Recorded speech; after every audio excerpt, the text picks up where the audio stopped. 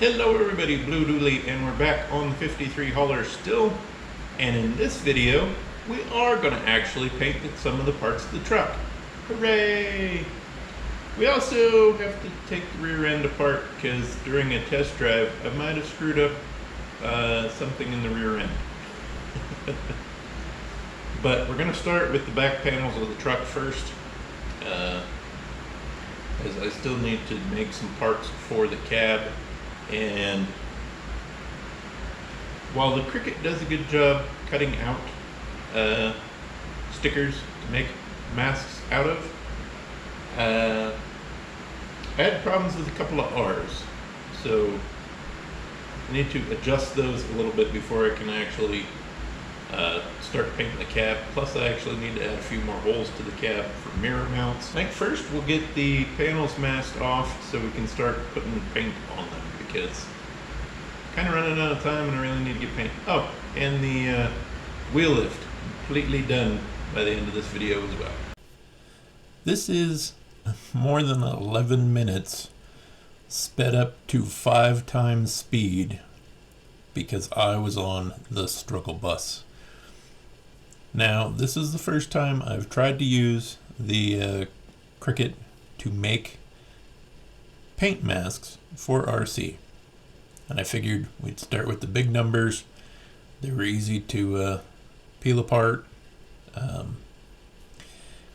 am trying here at the beginning to use the Cricut transfer tape, which is a clear tape with a grid on it that you actually apply over the decal, and that holds all of the little tiny parts in place so you can place it on the thing you're trying to actually put the decal on. We got the extra strong stuff because I believe that's the only kind they had when we bought the Cricut and the paper. We're also using pink because I thought, oh, I'm just using it for paint mask, I'll use white. Well, the backing paper's white, and when the vinyl's white, it's very difficult to see the cut lines for everything. So I recommend black, pink, silver, any color than white if you're going to do what I'm doing here, and just use them to make paint masks. We also picked up some tools. We got all of it at Joann's. And the extra strong stuff is just, don't use it for Lexan. Actually, don't use it at all, because that stuff left a film that I actually had to take sandpaper, sand the Lexan panel to get it clean, and then kept going finer and finer grit sandpaper and buffed out the scratches from trying to get that adhesion off from that transfer tape. Don't use that stuff. I ended up using painter's tape, blue tape. That worked out really well. Now this pink vinyl I'm using is actually meant to be pulled off. It's not like a permanent. So it gave me some pretty clear lines. I got in a little bit of a hurry getting it off, so I kind of boogered up one of the numbers, but the rest of my numbers look really clean. So we'll jump to that here, but yeah, I'm not going to waste your time with 11 minutes of me struggling, because this was a pain in the ass. I used blue painter's tape as my transfer sheet, and only this one little 4 got a little ugly here in the middle, but otherwise seems to give really nice crisp lines. Now I already got kind of it tore off a little bit when I pulled the tape, but now I just got to get the vinyl off, and then I believe I can start painting some body color on it. But again, if you saw it, if you go back to a little bit sooner, these were backwards when I was looking at them, but now that they're stuck this way on the body, the number is correct. And again, that's Red Cat's number. So I hope they don't get mad about me putting their public phone number on the truck, because that's me trying to suck up a little. So just as a reminder, we're using Spaz Sticks 15459 candy blue, hard anodized candy, and This does need a backer, So for the backer, we are using 0039 silver metallic color or candy backer. So I've put a very light dusting down and then a light dusting up, and then I did that a second time. And of course, since there's painter's tape on it, it's kind of hard to see how dark it is, but I have to say the spastic stuff, it stinks, but it does spray real nice. So I think I'm going to do one more coat down and up, and that'll give me 3 coats of the blue, and that's what I'll do on all the other panels, is I'll go down and up 3 times.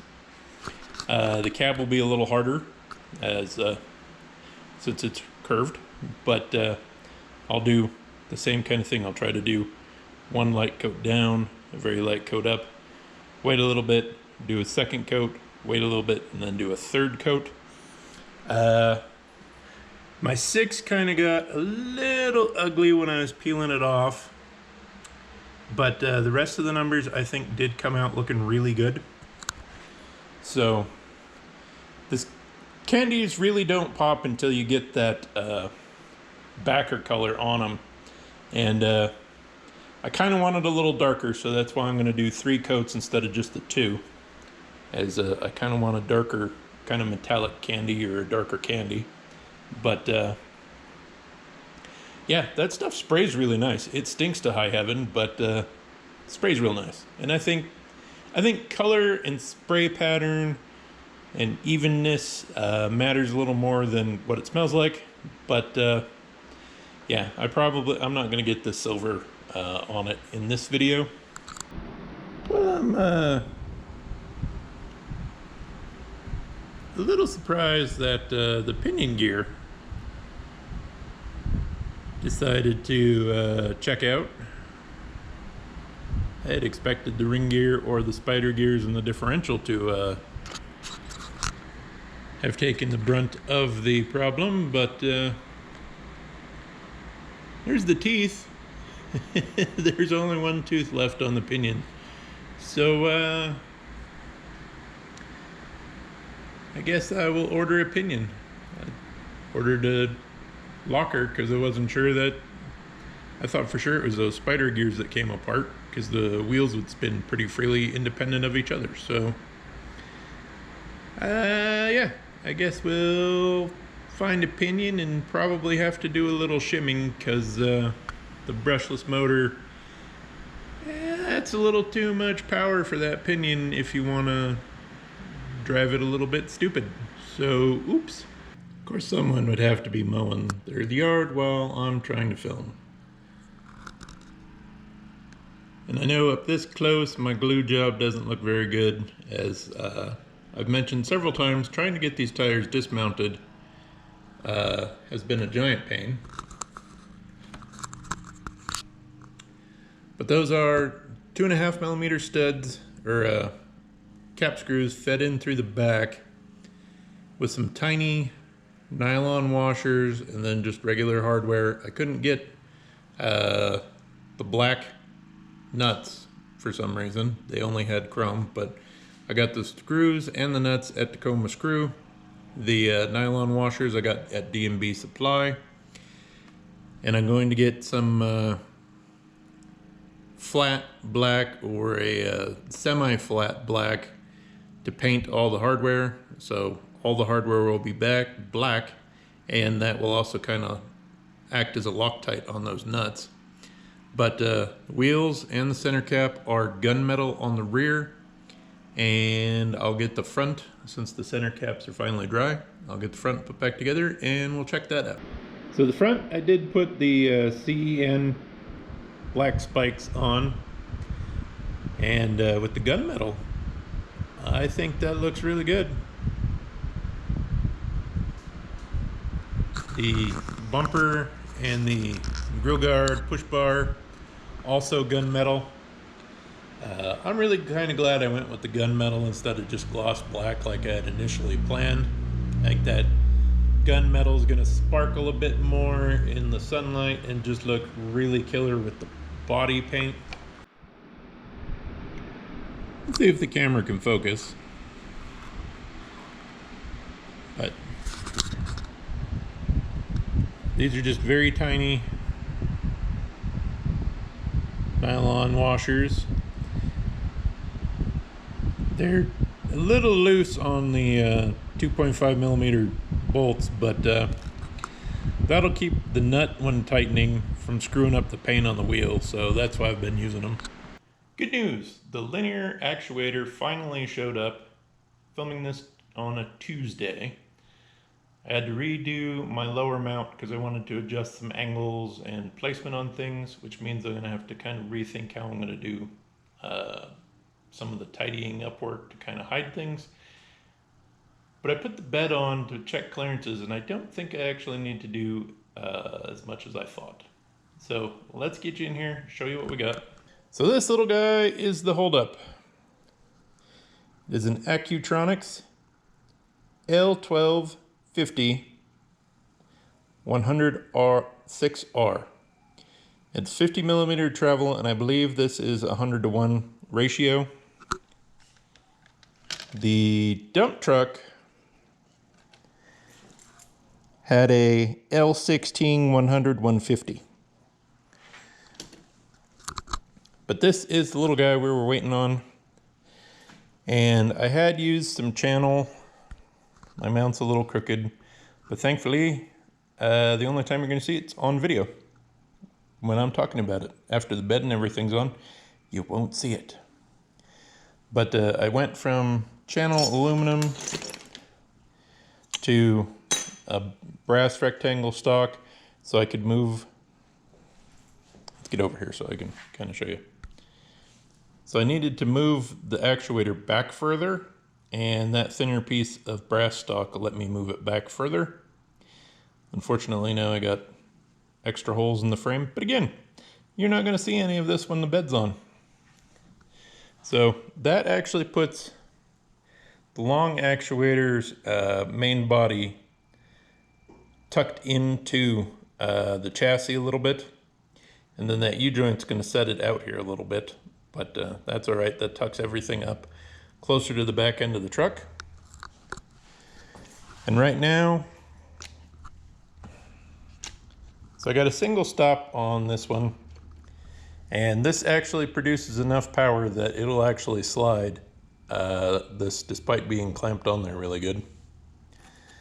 I'm still using one of my 3D printed sleeves, as that allows me infinite adjustability. I shouldn't have probably made that motion, but let me get it hooked on here, and then I already have the truck wired up and mostly programmed, and I'll throw the bed on here so you can kind of see clearance and stuff. All right, I got some light shining in there, so hopefully you can see stuff. But that's as high up as I had it going before. And I actually didn't set an end point for down, because I figured if I leave this slide, this will just hit the ground, and then that servo won't, or that actuator won't try to pick the back of the truck up. So I figured that'd save a little wear and tear on those parts.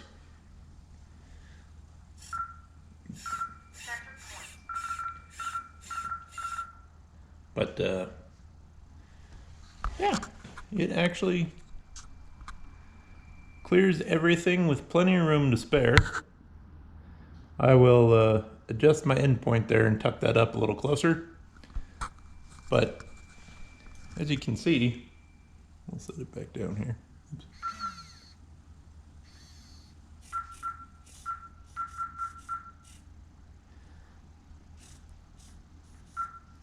It easily goes below the frame, and even when it's, parallel to the frame, nothing's hanging down low.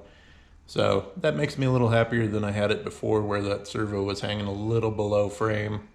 So now I don't have to worry about whacking that on anything or tearing it up. And the bed's gunmetal is painted. The white primer is for the body color. I need my masking bled just a little bit, but that's okay. The base coat is going to be a silver. But like I said, let me get the end points adjusted here, and we'll show you how close that'll get inside chassis. I actually adjusted it past where it's going to actually stop, just so we can look inside there. And you can see there's still plenty of room between the actuator and the bed. And then at this end, there's plenty of room between the bed and the actuator. So I am really happy with the way, how much room there is on this truck to do stuff like this. So I will adjust that endpoint a little bit down and then show you where it's going to sit. Okay, so it's actually going to have to be just a little below the bed because the U-joint is just a little bit bigger, and with the nut, it's going to hit the bottom of the bed, but that's all right. I can fine tune that a little bit, but really happy with the way it's working. The extension is actually getting some paint. I don't know how well the paint's going to hold up on it, but we'll give it a shot. I got the other 4 holes for the front part of the diamond plate drilled, and I got my second piece in here. I don't know if I'm going to leave it overlap that much onto the back. It kind of depends on how much overlap I need, but I don't think I'm going to need, well, this sheet doesn't quite make it up there, so I will need some overlap, but I still need to smooth these cuts out. But then the diamond plate will be ready to be, I'll get a new Scotch-Brite pad and get the marker off of it. And then I'll have to do the backer paint first and then the blue on top of it. I got these off of Etsy. I'll put a link down in the description. But pair of ammo cans and 2 milk crates with, each milk crate comes with 2 quart jugs, a silver and a green and a yellow. But the toolboxes needed more stuff. So now I got ammo can for maybe some miscellaneous tools and things, and then 2 gallons of coolant and 2 quarts of 2 different kinds of oil or automatic transmission fluid. These fit in the small boxes actually really well. So like I said, I kind of want some junk to put in those toolboxes. Fuel cans, I did get my fire extinguisher. We'll throw some tow ropes in them and some chain. I might pick up some other miscellaneous tools. I think I'm actually going to print myself a 5-gallon bucket for like floor dry, because you know, if you're responding to an accident, you might need some floor dry, or a wrecked vehicle might have blown an oil cooler holes or put a hole in an oil pan, so you need some floor dry to clean that up. So I need to, well, do my last coat paint and take some antibiotics because I got a sinus infection, so that's why I've been sniffing so much, and the video is probably chopped up a little bit because I'd be talking and then sneeze, and I really don't want to put sneezing on YouTube. But be sure to subscribe if you haven't already, like the video. You know how it works. Do all the things for everybody you watch. Always subscribe and always click like. Even if you don't like the video, like it anyways. And leave a comment. That helps too. So we'll catch you in the next video.